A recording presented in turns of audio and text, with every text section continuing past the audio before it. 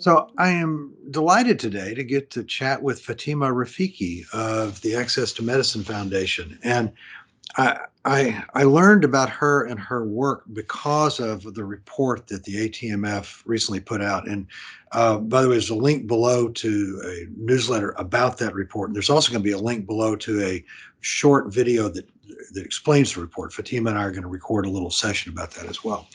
But today I thought it would be fun just to chat with Fatima a little bit. Why do people get interested in AMR, and what sorts of opportunities are there out there if you're interested in that? So Fatima, welcome. Thank you very much for making time to chat today. No, it's an absolute honor for me. Thank you for the opportunity. I very much appreciate it.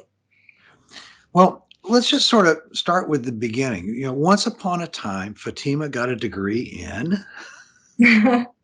So I have my PhD in biochemistry and the biomedical sciences from the University of Dundee. I completed my PhD looking into the molecular mechanisms that control human hypertension and blood pressure. And so it was quite fun and interesting to look at protein kinases, look into signaling pathways, and really understand preclinical discovery phases of drug development in terms of what kind of inhibitors would be possible and important in terms of reducing blood pressure in human health. And so I found that when you inhibited the SPAC protein, that there was a 20% reduction in blood pressure in the mice that I studied. And so I was able to characterize a really fun protein kinase. And then I continued my postdoctoral studies looking into the role of microRNAs in prostate cancer. So were you thinking, interesting, hardcore science, but you were already thinking about drug discovery. And Yeah. did that play through into your work in prostate cancer as well? Not so much in prostate cancer, but what was interesting is that while I was at the University of Dundee, we had set up a collaboration with 5 pharmaceutical companies to support our laboratory in terms of providing us the right level of funding so that we were able to do the research that we needed, but we supported them in terms of getting them the reagents that were necessary and important for them. And so it was a really nice balance of making sure that we got resources and they were able to benefit from our research in terms of taking it through into the work that they were doing. And so it was, for me, quite inspiring because not only was I able to do research at a very fast pace and provide significant results, but also to see that the pharmaceutical industry was taking this forward to make sure that whatever inhibitors we were coming up with were then taken into their testing. Yeah, yeah. I mean, it is fun to start to learn how to see the connection between what you do in the lab and how it might turn into your into a drug. What's the number one thing you learned from doing that? The number one thing that I learned was the importance of collaboration. And interestingly enough, that has translated into the work that I'm currently doing. It's important to have the right partners. It's important to bring everyone to the table. And my reason for coming into global health and my interest in global health was to take the work that's done at the bench and then to be able to translate that to something that's useful and worthwhile to make sure that those populations that do need those treatments or do need those drugs are able to get them. And so for me, it was incredibly important to not only conduct the research, but be able to see that research benefit those who need it. Yeah. So hardcore bench science for, sounds like probably 7 or 8 years, PhD, postdoc, about right? Yeah. Yeah, about 12 years. Actually, Yeah. about 12 years, hardcore bench Yeah. science, pink smoke in the lab, the full deal. And then they lured you to ATMF. So tell me a little bit about ATMF, or actually, what was ATMF your next step after the lab? No, actually, my next step was to understand how to make my lab skills more transferable. And so I moved into consulting for about 5 years, where I worked for a healthcare consulting firm in Washington, D.C., conducting research for the Department of Health and Human Services in terms of research projects around policy recommendations for healthcare and health IT. Very, very interesting. So the theme of what data do governments need for making decisions, and that's an interesting next choice for a hardcore pink smoke at the bench scientist. How did you find that job? Because I'm going to make the speculation that that sort of a role might be something that others would find interesting. How did you get into it? And if somebody else wanted to take that a step like that, what would they do? So for me, my reason for going into consulting was I really wanted to understand all of the various sectors that would be relevant in terms of making sure that anything that was done on the bench could then be used in the public domain.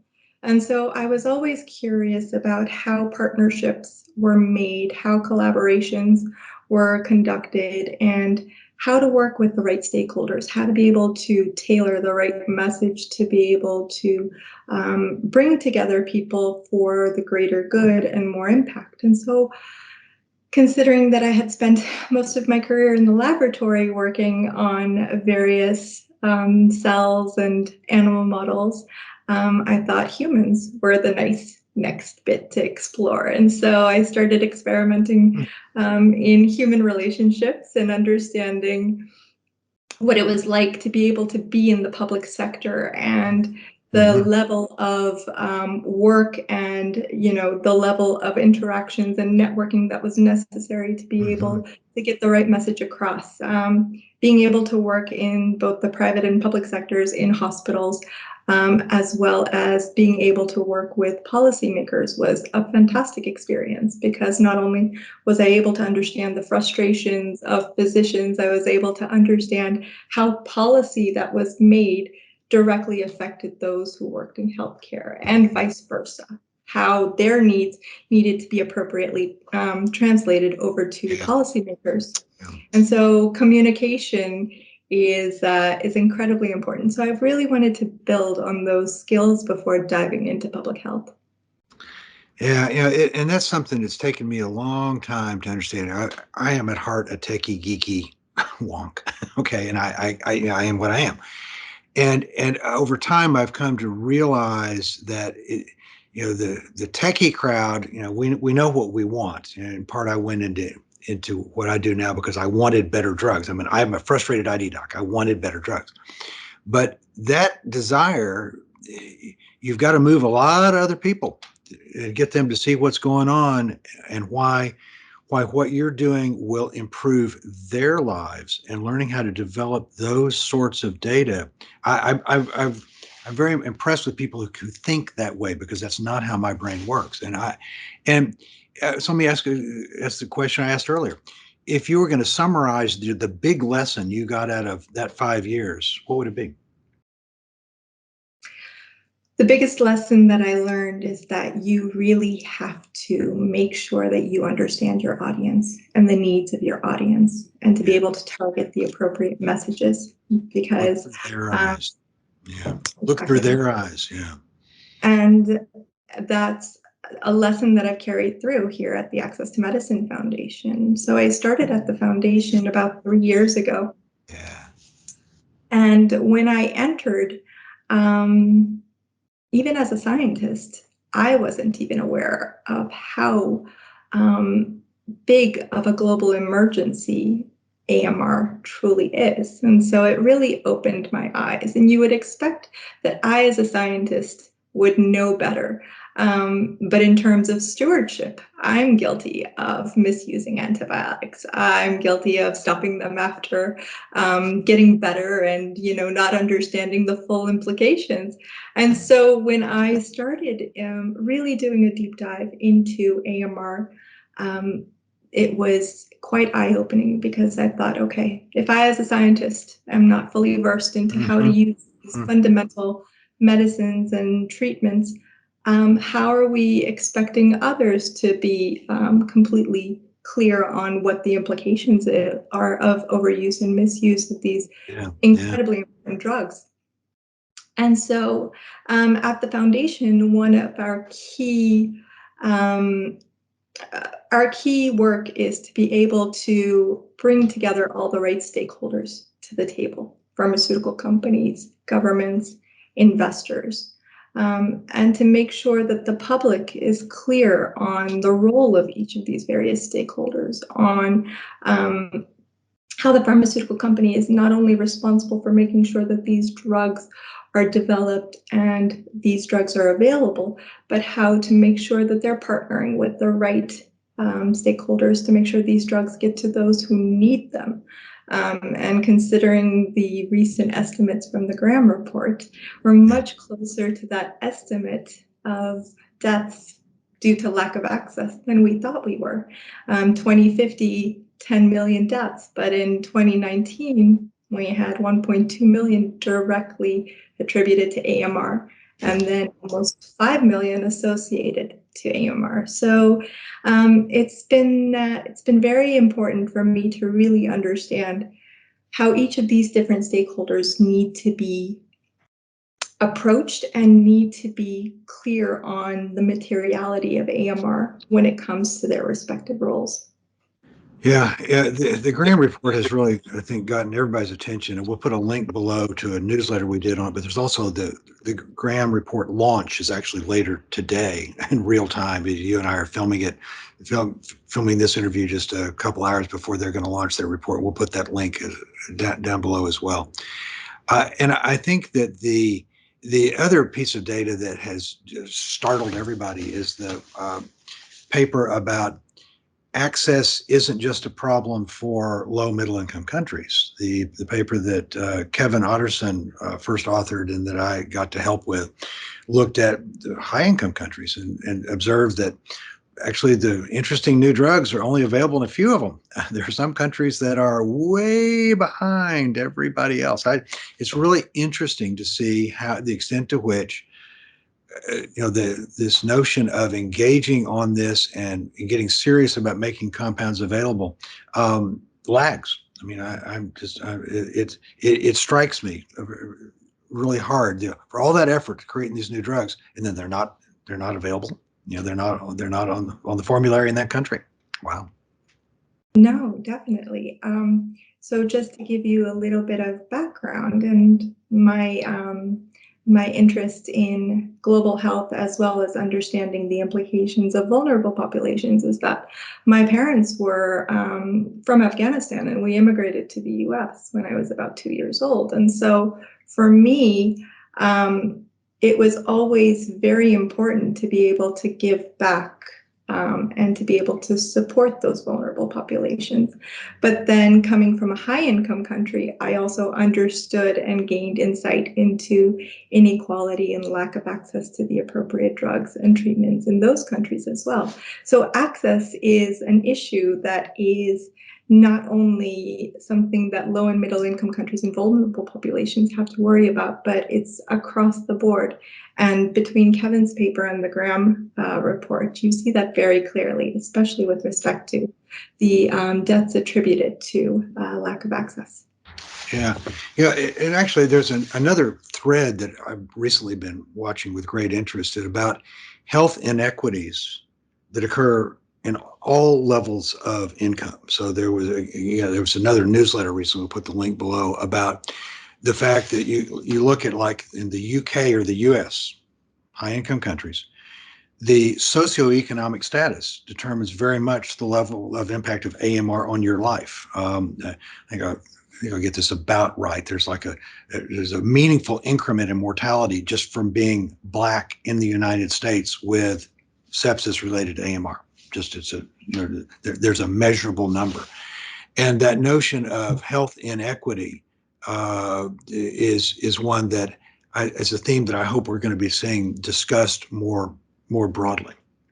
Maybe that's something that ATMF can start to think about as well. It's an interesting thing. I had not appreciated the relevance of it until like the last 6 months when I began to see those papers. So you've been at ATMF 3 years. Yes. You've enjoyed it? What's it like? Very much What's it like to so. work? Very much so. So we have a very diverse group of incredibly intelligent and dedicated people who are at the forefront of this research. And so our mission is to bring all stakeholders to the table, but the stakeholder of interest is the pharmaceutical industry. So for me, it's been incredibly positive, and it's been great to see pharmaceutical companies interested in the work that we're doing. It's been great to see them participating and engaging in the mission to curb AMR. And so for me, working with these company contacts and working with companies in terms of understanding not only their operations and what's feasible for them, their challenges, their barriers, but also bringing solutions to the table. So in terms of not only assessing their performance, we work with them on opportunities that we present to them. And they're very much at the forefront and very committed to being able to support AMR. And so while there are only a handful of companies that are engaged right now in antibiotics and antifungal R&D, you see companies actively engaged and actively committed to be able to support and do more. So for me, that's been great, especially after 2 iterations of the benchmark and watching them progress through. There's a lot of active engagement. So that's been fantastic to watch. Yeah, there is a lot of engagement from industry, and it is fun to see how that conversation has evolved. Something that struck me and I wrote about this in some recent newsletter was it probably was the CARB-X stewardship and access plan. You know, they put out that sort of template, and a lot of people contributed to that, to shaping that template. But you read it, and one of the things that hit me hard about it was that the industry can only go so far. Yeah. And I think you actually weight that a little bit in your report, that you talk more about, you talk a bit about access, and the industry can work on access by, you know, is the compound, does it require cold chain supply and that sort of thing. I mean, there are things you can do to make access more feasible.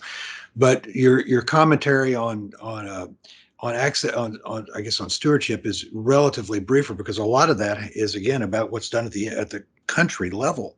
And I think that is ATMF going to start to think about, you know, what's the role of other stakeholders in managing the other pieces of the puzzle?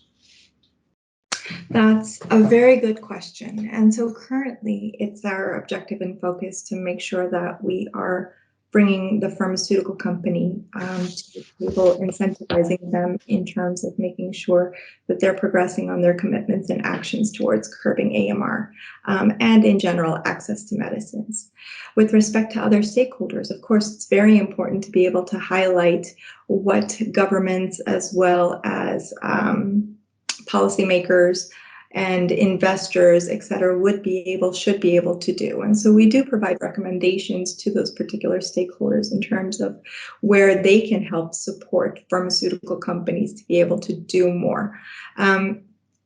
We recently put out an SME report where we looked into the progress that these small and medium-sized enterprises are making towards not waiting around for those incentives that that are incredibly important and that they need, but looking to more innovative approaches in terms of partnering with various organizations and various stakeholders within countries that are ready to be able to support in terms of funding and resourcing to be able to push R&D. What's really interesting is that while we focus on the pharmaceutical companies, it's being able to support a clearer role or responsibility, to be able to support outlining clearer roles and responsibilities and highlighting challenges and barriers for these other stakeholders goes hand in hand. So you can't have a discussion around the roles and responsibilities of the pharmaceutical industry without also discussing the roles of the other stakeholders. Yeah, Yeah. But to sort of put it in a nutshell, ATMF has chosen to do one thing and do it well, and the other stuff, well, which is a good strategy. I mean, because if you focus on trying to do everything all at once, you probably get nothing done. And so you're focusing on the pharmaceutical industry, and there is reasonable amounts of activity around access and stewardship in the broader community. And WHO, for example, has been doing a great job of having putting out templates for how you might do a national action plan and having webinars on that. I've been very impressed at their level of activity in that regard. So, good. You I like the strategy. I think it's nice to align all of it. But you're about to say? Yeah, but we do have separate teams that are invested in supporting governments in terms of the knowledge and the understanding that they need in order to make the right policies. And we have an investor engagement team that work to make sure that investors are on board and understand the materiality of AMR. And one of the key, while we do focus on the pharmaceutical industry, we collect data from the pharmaceutical industry, we assess them, and we report out on their performance. We engage them on opportunities, and these opportunities are relevant for other stakeholders to also understand, to be able to leverage against the pharmaceutical companies to stimulate them to do more. And so it's really an approach whereby we assess the pharmaceutical industry, but inform all other stakeholders so that they're able to bring in the information, and they're able to have the information that they need in order to make and support the pharmaceutical industry and the work that they need to do. Yeah, yeah, good. So back to your consulting roots, in effect, what Fatima learned when she went to Washington for 5 years and did government level consulting about what information is required to make policy change. And that's a lot of what this is about. Every bit of this is is the kind of thing a policy stakeholder would look at. Fabulous, fabulous. Well, very orthogonal question. What do you want to be when you grow up?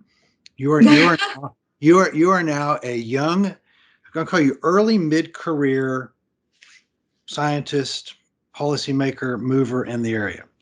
And I think it's sometimes interesting to step back from that and say, because we've heard how you got here. Once upon a time, you got a hardcore PhD, which enables you to talk science with anybody, right? You can keep up with whatever they want to talk about. But then you spent time learning the language of government and policy and stakeholders. So where's this going to take you? And it's the classic version of this, what do you want to be doing in 10 years? I think it's better to talk about what do you want to be when you grow up? And none of us are ever quite finished with that. So what are you going to be when you grow up? What do I want to be when I grow up? That's an excellent question. I already thought I was grown up, but then I've learned that it's more important to constantly evolve, and it's more important to constantly grow and continue to learn. And so global health and public health has been a passion of mine since I started my career in medicine and the sciences. And so AMR is incredibly important right now, especially based on what we've seen, learned, experienced through COVID-19 as a global crisis.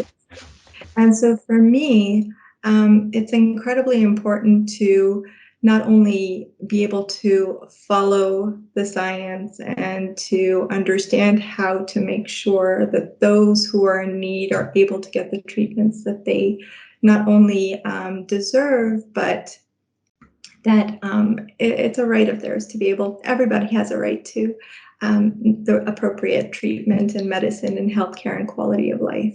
And so I'd like to be able to continue evolving within global health and to gain a better understanding of what would make people's lives that much more healthy and that much more for them to have a good quality of life. Yeah. A good series of motivations. And if someone were to come to you and say, I'd like to be you. I love what you've done. It turns me on. How do I follow in your footsteps? What advice would you give to someone 10, 15 years behind you who is curious about this space? keep a very open mind, be curious, and understand the skills that you need in order to be able to make an impact. And so for me, it was very important to be able to gather the right skill set to discuss not only science, but to be able to support policy, to be able to support a clear message, to help others understand where we could do more and how to do more. And you've deliberately collected that perspective from a couple of different directions. I don't know whether deliberate is the right word or not. Some of us just sort of fall into what we do one thing at a time. Probably it's true of all of us, actually. But you know, I like the combination of perspectives that you're speaking to. And if someone said, "Well, I actually want to, be very deliberate about acquiring that degree of perspective," is there anything you would recommend? Any training program, any approach to this? I mean, when you think about other people that you know who bring interesting things to the table, how would you synthesize the advice you might give to somebody about choosing a path in this space? So that's a very interesting question. For me, I was very deliberate with each step that I took, and I had my fingers crossed all the way through. I loved science. I loved being in the lab. I recently went to go visit my old PhD professor, and he offered me a sabbatical whenever I wanted to come back. And so Come that back was and work on kinases. Yeah, man. Okay. Yeah. so it was fantastic, and it made me very happy to hear. But I always wanted to come into the global health arena, but I wanted to do it in a way where I was equipped with all of the necessary skills, being able to understand the science, being able to understand people, and then being able to translate that into a way that was impactful. And so I didn't want to come into global health without that skill set. But what I've learned is you don't necessarily need that skill set. You don't need to go through all of the various steps that I've taken. You just really need to follow your passion, and everything else falls into place. Yes, and there are people, the person I often think of in this way is Kevin Otterson, who is a lawyer who who got fascinated by the problem of AMR and decided to do something about it. So he's not a techie geeky scientist, and in a way, that's actually one of his strengths, is that he brings a very policy based perspective on it. But along the way, he's gone to the trouble to learn enough science to be able to do that. You came at it from the other direction. You started with your inner techie geek, but then gradually acquired the other policy skills along the way. And I'm inferring that your family background pushed you a little bit as well. You mentioned that earlier, your desire to do something for global health, bully for you. Definitely. Yeah, fabulous, fabulous. Well, what have we not touched on that we should have? What is there? Hmm. Is there any other story out there that you want to tell about your work to date, about ATMF, other insights from across time and space that we ought to bring in here? I think just to touch on your point around the stewardship and access planning that you mentioned before, this is a very important key finding from the benchmark report, and it was great for us to be able to see the progress around that with respect to R&D being so precious and so vital in this particular space, and the resourcing and time required to develop a drug that is incredibly important to keep safe. And so not only do you provide access to these drugs where it's necessary, but also to make sure that these drugs are safeguarded. And so for me, it was very important to see how companies progressed in protecting these projects over the course of the past 3 years. And so we went from only a few projects in late stage development to have the right plans in place to make sure that when these drugs are approved and go onto the market, they will not only have, there will be the appropriate access strategies associated with them to be able to get them to the right populations, but also the right measures in place to protect these particular drugs. And so going from only a couple of drugs, a couple of projects being protected to almost all the projects in late stage, having these stipulations was very, very important for me to see. While there's so much more progress that pharmaceutical companies can make and should be making, we've seen a lot of progress to date, but there's so much more that needs to be done. And so it was really great to see progress being made around not only thinking ahead about the access necessary for these drugs, but also to make sure that these drugs are protected. And so the next step for us is really to do a deep dive into the key findings that we found in the last iteration of the benchmark, and to really look into access strategies, not only in a quantitative way of how many access strategies are out there and who's actually implementing these strategies, but looking into the quality of these strategies, looking into the patient reach and the impact of these particular strategies with real evidence associated with them. And so being able to, not only check off the box that yes, they have plans in place, but really to track the progress of these plans and then to track the progress of these access strategies. And that will be fascinating to watch. And I give CARB-X a lot of credit for having sort of forced that idea out. And for those who haven't seen it, that's the Stewardship and Access Plan. It's called the CARB-X Stewardship and Access Plan because that's who wrote it. But actually, everybody, I think, had their hands in it. You look at and I'm pretty sure ATMF was in there. I don't have it in front of me right now, but I know they consulted widely about how to construct that. And I remember when we started CARB-X 2016, we knew something like that needed to be in there, but we didn't know what it was. And we said it'll have to be something that's created by the community. And so it's really fun to see that having come to fruition 5-6 years later, isn't it? It's really quite exciting. Well, fun to get to meet you in this virtual coffee session. I hope one day we actually get to meet in person at some antimicrobial jamboree, COVID permitting. Not quite sure how that's going to occur, but maybe this year we're finally going to get to the point where it's back to sort of business as usual. But thank you, and thank you for what you're doing. It's really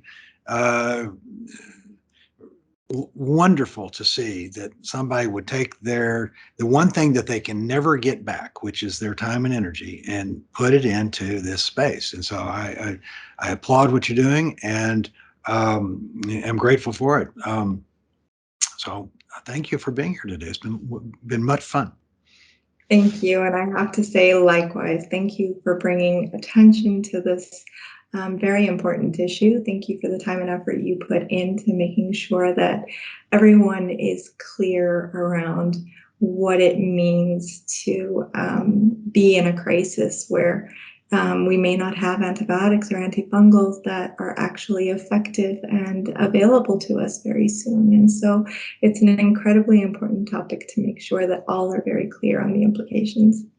Yeah, I couldn't agree more. Well, thank you for the kind words. Have a great rest of the day. It's been fun. Thank you, you as well. Well, what fun to get to visit with Fatima at such length. Well, thank the internet for connecting Amsterdam to Boston so we could have this conversation. And it's always interesting to me to hear about the background of people. How did they get into this? Why did she go from being a hardcore bench scientist to a policy wonk to working at ATMF? Fabulous stuff. And be sure to look below. There will be a link to a separate video that's an explainer about the recent ATMF benchmark report. Please check that out. There's also a newsletter and some other stuff for those who prefer to read rather than to listen. So thanks for being here today. And as always, like, comment, and subscribe for more. Thanks for watching.